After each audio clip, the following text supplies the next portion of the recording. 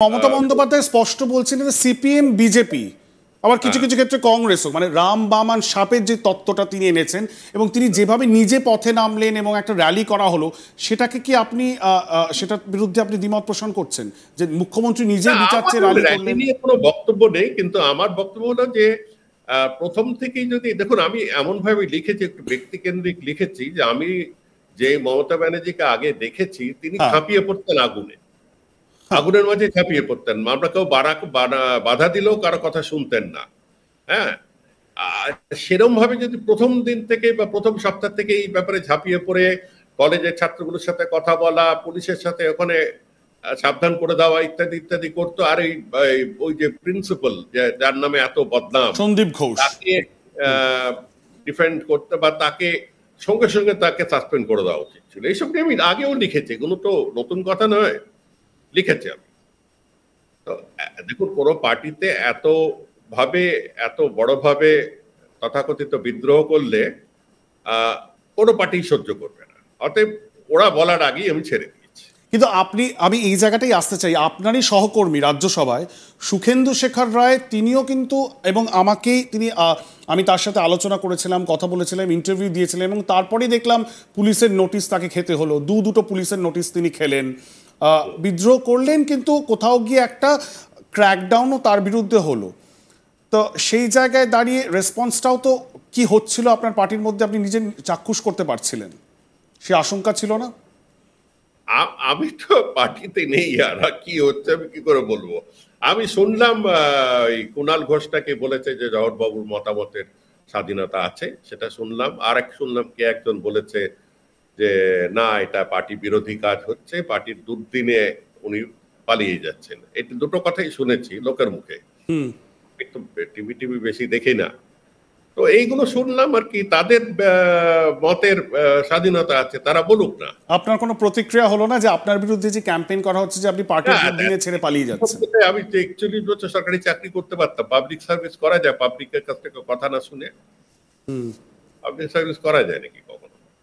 সবকিছু গায়ে মাখলে তো হার্টের প্রবলেম হবে।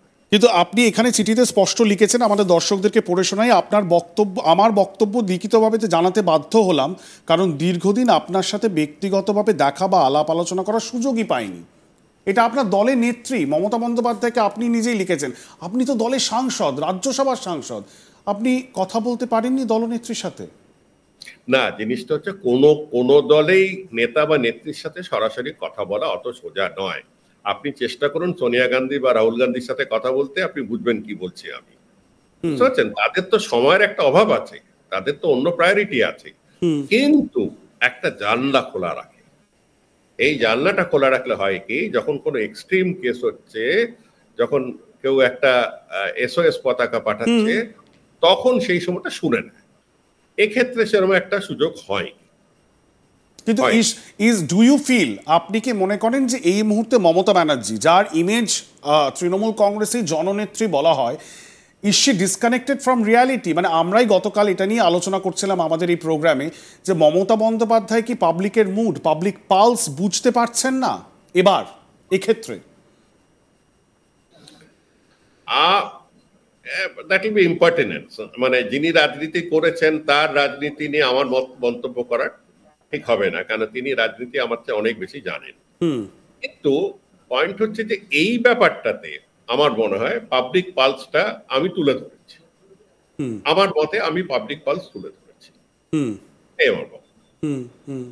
এবং আপনি কি দেখছেন, আপনি যখন যাচ্ছেন মাটিতে মানুষের সাথে মিশছেন, এই আন্দোলনগুলো দেখছেন, আপনি কি দেখছেন? আপনার নিজস্ব তাহলে পারসেপশনটা কি? আমার নিজের ইন্টারপ্রিটেশন, আমি একটু ঘোরাঘুরিও করেছি, দেখলাম যে 3-4 রকমের ব্যাপার চলছে। একদিকে একটা কিছুখানি শ্রেণীগত ব্যাপার এসে যাচ্ছে, যার মধ্যে শিক্ষিত শ্রেণীর একটা বড় অংশ মমতা ব্যানার্জিকে কোনোদিন গ্রহণ করেন। তারা ধরে নিয়েছেন তিনি কালীঘাটে, এমন যেন কালীঘাটে হওয়াটা পাপ, একটা এলিটিজম, হ্যাঁ, একটা এরকম একটা তকমা দিয়েছে। তো তিনি তো এদের তাদের সাথে করেন, মানে সেটা একটা ক্লাস ব্যাপার আছে, শ্রেণীর ছোট্ট ব্যাপার আছে। ভদ্রলোকের এরম করেছিল বামেদের ব্যাপার। আমি তো তখন অল্প বয়সে ছিলাম, বামকেও তারা সহ্য করতে পারত না। যাই হোক, এটা একটা যেরকম ছিল, কিন্তু আমার সেই ভুল ভেঙে গেল যখন আমি দেখলাম খুবই সাধারণ ঘরের লোকেরা তারা বেরিয়ে এসছে অন্য উচ্চশিক্ষিত মহিলাদের সাথে কাঁধে কাঁধ লাগিয়ে তারা প্রতিবাদে নেমেছে। দেখলাম যে না, এটা শ্রেণীগত নয়, এটা একেবারে কমপ্লিটলি সব শ্রেণীর লোকেরাই ঢুকে গেছে, মানে এসে গেছে। এখন আমি আমার ভার্সন অফ রিয়ালিটি দিলাম, আমার আমলার চোখের 40 বছরের অভিজ্ঞতা থেকে দিলাম, কারণ আমাদের অনেক সামলাতে হয়েছে, অনেক ঘটনা সামলেছি। এত বড়, এত পাবলিসাইজ বলবো না, কেন যদি ঘটনা পাবলিসাইজ করা যায় তবে তো আমার ফেলিয়ার হলো না।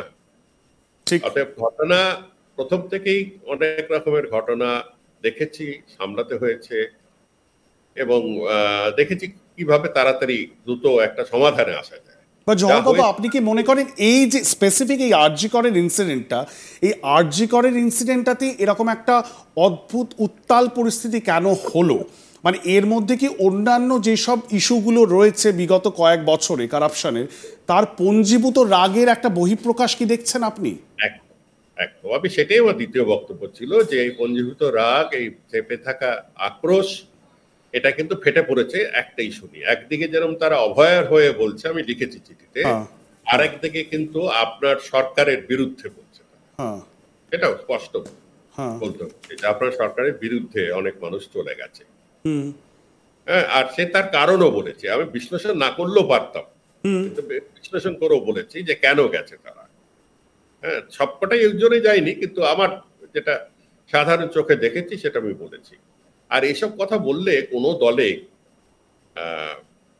কিন্তু সেই সদস্যকে রাখে না। কিন্তু আমরা তো শুনলাম যে মুখ্যমন্ত্রী রিচ আউট করেছিলেন, আপনার সাথে নাকি কথা বলেছেন, তা কি সত্য? সেটা তার সৌজন্য, তার ঔদার্য। তিনি আমাকে বলেছেন যে আপনি বলা সত্ত্বেও আমি আপনাকে বলবো আপনি থেকে যান, আপনি দেখুন জিনিসটা, ইত্যাদি ইত্যাদি। তা আমি তো বলছি নীতিগত ভাবে তো আমি নীতি পাল্টাচ্ছি না। আমি তো আমার যেটা আজীবন আইডিওলজি বলবো, অ্যান্টি ফাসিস্ট আইডিওলজি বলুন, সেকুলার আইডিওলজি বলুন, এগুলো থেকে 1 ইঞ্চিও সরছি না। মানে আপনি বিজেপি বিরোধিতা থেকে সরছেন না এই মুহূর্তে? নরেন্দ্র মোদী বিজেপি বিরোধিতা তো আপনার এই চিঠি ছত্রে ছত্রে রয়েছে, কিন্তু অ্যাট দ্য সেম টাইম আপনি তৃণমূল কংগ্রেসও ছেড়ে দিলেন। কিন্তু তৃণমূল কংগ্রেসের সাথ ছাড়লাম, সঙ্গ ছাড়লাম। আমি তো এর আগেও গেছি, আমি শঙ্খদা, আমরা সব মাঠে নেবে একসাথে প্রতিবাদ করেছি, আমরা অনেকেই।